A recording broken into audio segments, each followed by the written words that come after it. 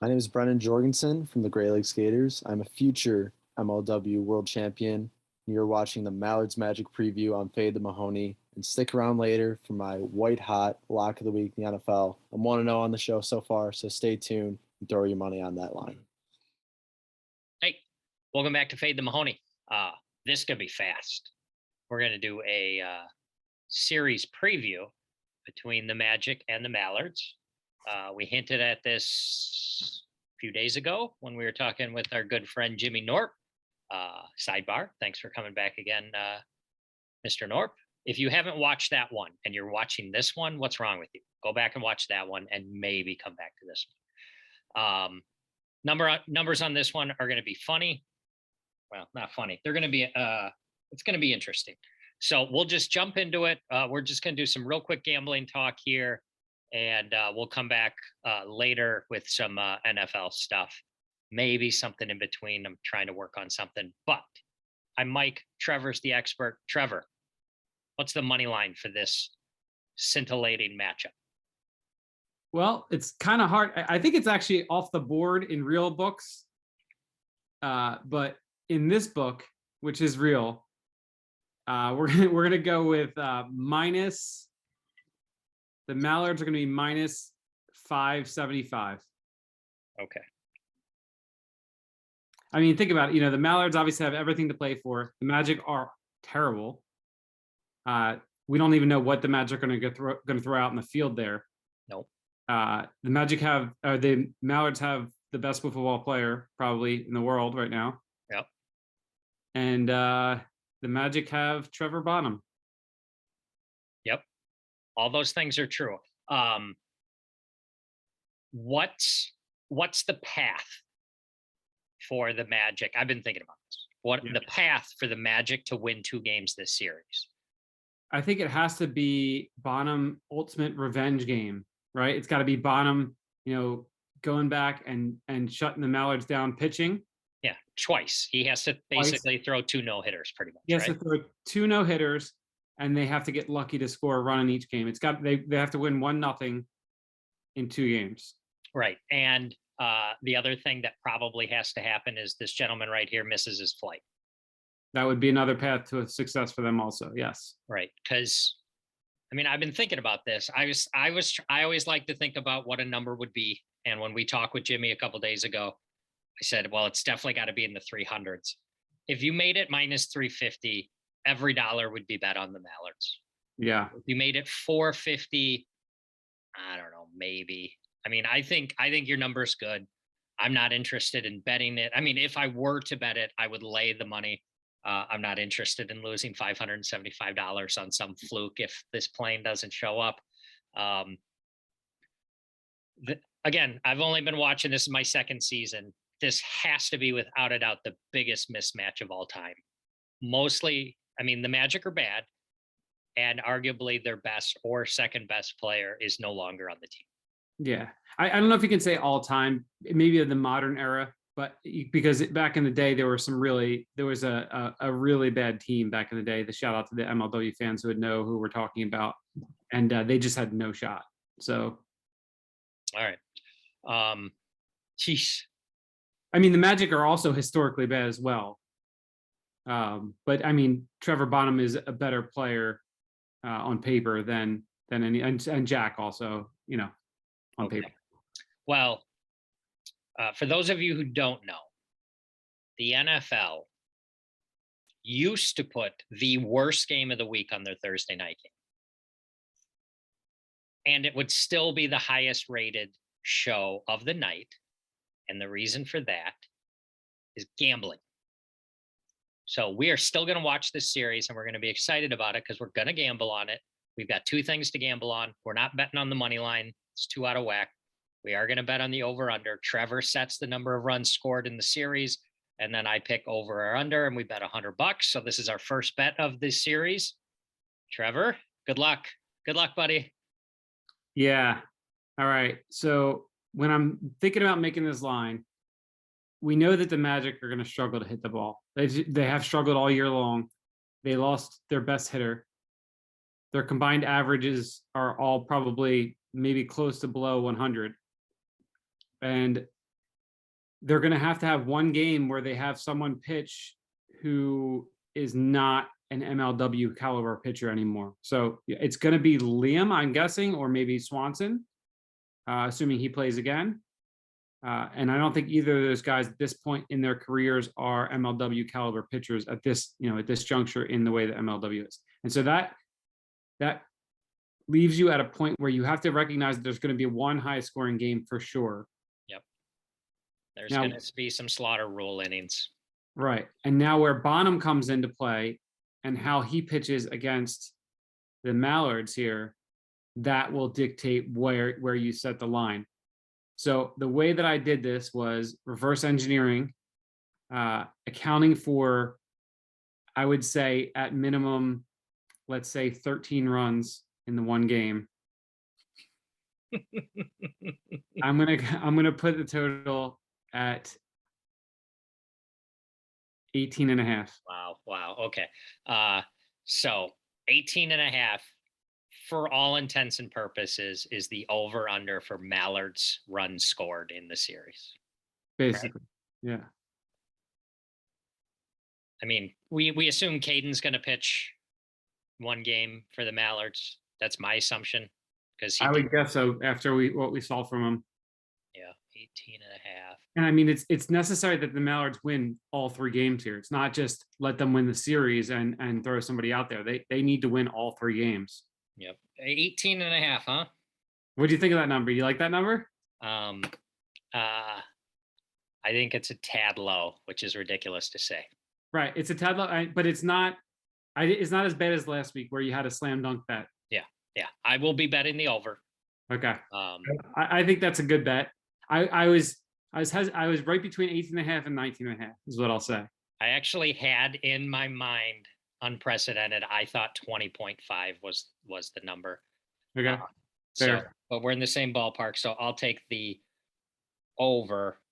And the other thing we bet on, we do our slate bets, or our ladder bet. We already have our lineups for the slate long. Editing department's going to pop it in right here just to give you guys an update as to where we are at. Trevor has had 6 of his 10 players go. As you can see, they're averaging just over 23 points per person. I've had 4 of my people go, averaging just under 28. So it looks like I'm doing pretty well, but the equalizer, obviously, you have Jordan Robles going this series. So you have to pick between your 2 players on your roster for who you want to start this series for our heads up match between Robles and Liam. Robles or Liam? You want to think about it? I'm going to break mine down. Do you mind picking yours first? Yeah. Okay. Yeah. Okay. That's not really fair, but okay. I have Bonham going. I have Irwin going, and I have Tommy going. So I actually thought, or I originally thought Irwin, because there's just a chance that Bonham could get shelled, but I think they have to start him 2 games. They're not incentivized to lose because they don't have their pick. So I think he'll go 2 games. So I will start my guy, Trevor Bonham. Okay. What price would you have to lay me to take Liam? I mean, I will give you $75 cash to take him. That's great. No, I'm going to take Robles and take the full 100. Okay. All right. I would give you, I mean, if you wanted to negotiate, I would give you $95. All right. So that's our heads up match. I don't like my chances there. Hopefully my 3 will outdo your 2. Hopefully. And then it'll come down to the last week. It's pretty close. Taking the Red Baron out in the 3rd inning, or in the 3rd game in the 1st inning, and putting in Sawyer really turned what should have been a blowout into a reasonably close match at this point. So I'm a little disappointed on that. I knew that was going to happen. Yeah, you're a genius. I got nothing else for this series. You got anything else you want to say?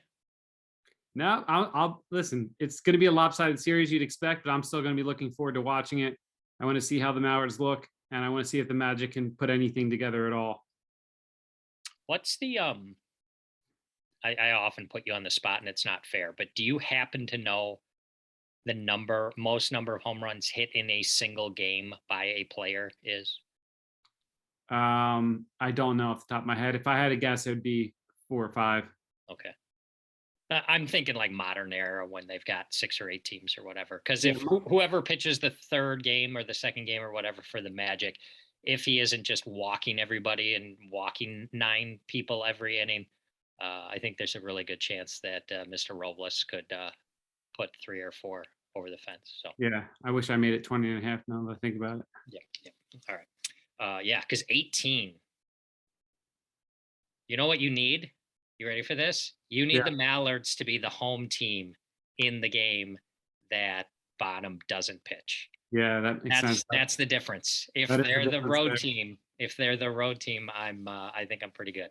Yeah, makes sense. I kind of felt like I had to give you an easier line too, just knowing how bad you were, what kind of shape you were in the slate, the latter bet. Sorry. At least for this week, yeah. I'm in This- pretty bad shape. All right, that's going to do it for this portion. We're going to come back later. I'm hopeful. I know Trevor's traveling. I'm hopeful you and I and the E-Don can get together to continue with our red hot NFL picks. But we'll be back in a second. We'll see you guys later. All right, Jorgy, appreciate you joining us again. There are only 2 people on the show who have perfect records betting on NFL. You're the only one with the good kind of perfect record. So had to have you back. Remind the people, who did you have last week? Yeah, I had the Eagles -6.5 on the road against Washington. I was scolded for that pick, but I think it was just because they thought I was going to be wrong. But I mean, the Eagles look legit this year. They look down right, and I think I got a good one for this week. They were laying 6.5, and they won 20-something to 6 or something. Yeah. Going by about two scores, 2 touchdowns around there. All right. Well, that was not in doubt at any point. So congratulations on that. Give the people. All right. I mean, I can't believe it won, but congratulations. Give them the pick this week. Yeah. Go ahead. So I think the only reason I'm invited back right now is because I got it right. So we just got to keep the streak going. This week, I actually thought there was a lot of good lines out there. I had a tough time picking one, but there was a lot that I felt pretty confident on. I thought there was some good lines. So my pick this week, I've got Cleveland on the road, going with another road favorite. It worked for me last week. They're favored by 1.5 against Atlanta. I don't think Cleveland has looked impressive by any means this year, but they've been beating bad teams pretty well. Atlanta's a bad team. They're giving up over 100 yards on the ground a game. At a 4.8 per carry. Nick Chubb's averaging 5.5 per carry, so I think they'll be able to run the ball all over them. And, they have a pretty solid defense. I don't think Atlanta will be able to keep up. Back-to-back road favorites for Jorgy. Jorgy, yes. We'll check in next week, win or lose, if you're available. In the meantime, everybody, go buy a Jorgy jersey. Right? Agreed. Yeah, go do it. All right. That's going to do it for this segment. More NFL coming your way right after this. All right. In case we did this separately, Trevor, your lock of the week is? So first of all, can you just, I assume at this point in the episode, you've already applauded my pick from last week, which was just one of the sharpest things I've ever done in my life. If I didn't do it earlier, editing department will drop it in here. You were 2-1. You had the Colts. I think I might have said outright. Yeah. You heard that. Yeah. If there was ever a game in the NFL regular season that was fixed, we saw the game. So 5.5. That line was 5.5. I mean, it was just begging. You know how many college bros lost $100 on that one, right? Missed field goal, faked field goal, miss extra point. Kelsey drops a touchdown in the end zone, and the refs throw a 15-yard penalty to keep a drive alive for the Colts because one of the Chiefs said a naughty word. Yep. You love to see it. You were sharp. You won. The Edonk won. I had a really bad pick with the Vikings. They did end up with more points, though, and that was the important thing for us to keep marching. Yes. All right, you're 2-1 on the year. What are you going with? So my one loss this year came from taking my favorite team, the Saints, at home as a dog. I'm going back to the well, though. I don't care. They're getting 3 against the Vikings. I'm going to take them. You're going early morning Sunday game from London. Saints +3. Yeah. I know they're not home, but they're home. London is their home. It's a weird statement that I don't understand. All right, that's Trevor's pick. All right, now we got the E-Donk for his picks. Editing department's going to do a lot of work to make this somewhat seamless. And look at that. As soon as we start, that glare. That's right. It's like Jesus Christ. Yes, you're being blessed. All right, I've mentioned it before. We'll just mention it real quick. E-Donk had a great pick last week. He had the Dolphins getting a bunch of points, winning outright despite being manhandled in the game. It's not nearly as bad as Trevor's pick, which was god awful and won. But E-Donks was an easy winner. Again, my pick was terrible, but we're still alive in Survivor, which is important. E-Donk, you're 1-2. You're on a 1-0 streak. Let her rip. What's your lock of the week? My lock of the week is Jacksonville. I believe they're getting 6.5. Yep. Is that right? Yep, 6.5 at Philly. Yeah, I mean Jacksonville looked good this past week. I know that the Chargers are probably dog shit, especially because at the beginning of the season I really liked them with the season over. So they're never fucking covering that. So this might be a Mahoney play, but I like it. Okay. All right. We'll add that to Trevor's. I'm going to go with tonight's game. I'm going to lay the point. And by tonight, I mean Thursday, if you're watching this on Thursday. I'm going with the Bengals -3.5 against the Dolphins. Dolphins are going to lose. Finally. So I'm going with that. Survivor. Are you ready for this, E-Donk? Not really. I hope I hate it. We're going with the Lions, the Detroit Lions. This is the week. They're at home against the Seahawks. I think the Seahawks are possibly the worst team in the league. You got to use some bad teams eventually. Let's just get it out of the way. We're going with the Lions. And Trevor, what are your thoughts on this? Are we really going to go with that team? Seriously? Right. And again, we only have 2 perfect people on the show right now. Earlier, we showed you Jorgy. He's perfect. The only other perfection is Lucas. Lucas, 0-3 on the year. All he does is take road favorites. They lose outright. E-Donk, I need to know, what is the Lucas lock of the week? This is actually not going to be a road favorite, but this is going to be a home favorite, and this is going to be some recency bias by him. He's taking the Cowboys. All right. I got to double check on what that number is. I know it's 2. No, it's been bouncing back and forth between 3 and 3.5. It is currently 3. We'll give him 3. Lucas lock of the week is 3. All right. If you're ready with a dad joke of the week, do it now. Otherwise, we'll say goodbye. Which one? What did the elephant say to the naked man? I don't know. How do you breathe out of that thing? It's an oldie but goodie, and it hit me in the funny bone last time. Oldie but goodie. All right. Good gambling, everybody. We'll see you next week. E-Donk, good gambling to you today. Can't wait to take the Dolphins tonight. My dad is an idiot. He didn't realize that the Saints were playing in London. We got to take the Texans at home. Texans at home getting 5.5. You like that pick? You think we're going to win? No.